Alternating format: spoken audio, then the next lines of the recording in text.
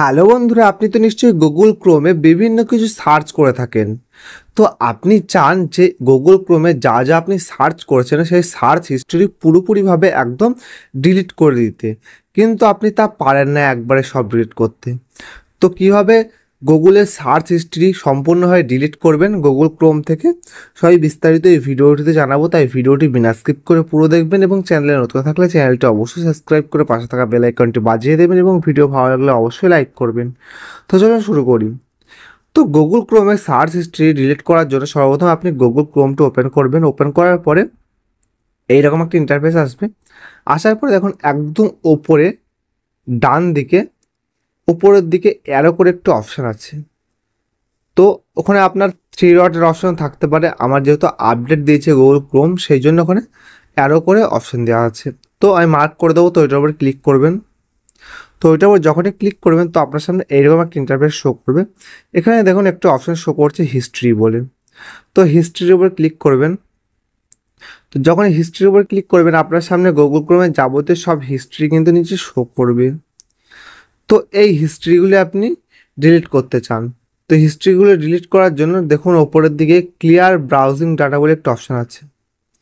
তো clear browsing ডাটার উপর ক্লিক করবেন।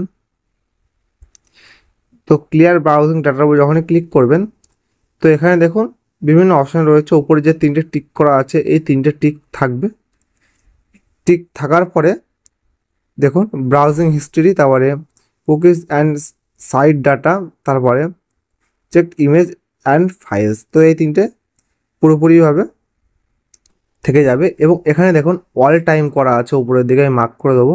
তো এখান থেকে মনে করলে আপনি last 15 minute, last 1 hour, last 24 ঘন্টা, তারপরে লাস্ট 7 দিন বা লাস্ট 4 উইকের এই হিস্ট্রি ডিলিট করতে পারে। আমি লাইফ টাইমের মানে অল টাইমের হিস্ট্রি ডিলিট করবো, সেই জন্য অল টাইম করে দিয়েছি। অল টাইম সিলেক্ট করার পর দেখুন নিচের দিকে ক্লিয়ার ডাটা বলে যে অপশানটি আছে তো ওইটার উপরে ক্লিক করবেন। দিয়ে এখানে তারপরে ক্লিয়ার বলে অপশান থাকে, ক্লিয়ার উপরে ক্লিক করবেন। তো সঙ্গে সঙ্গে কিন্তু আমার গুগল ক্রোমের যাবতীয় সার্চ হিস্ট্রির সঙ্গে সব কিছু ডিলিট হয়ে যাবে। দেখুন একটু লোডিং নিচ্ছে, কারণ অনেক সার্চ হিস্ট্রি জমে গেছে, সেই জন্য এই সার্চ হিস্ট্রি ডিলিট করতে একটু টাইম লাগছে। তো একটু লোডিং নেবে। তো এইভাবে কিন্তু আপনি খুব সহজে গুগল ক্রোমের যাবতীয় যা সার্চ হিস্ট্রি রয়েছে সব কিন্তু ডিলিট করতে পারবেন।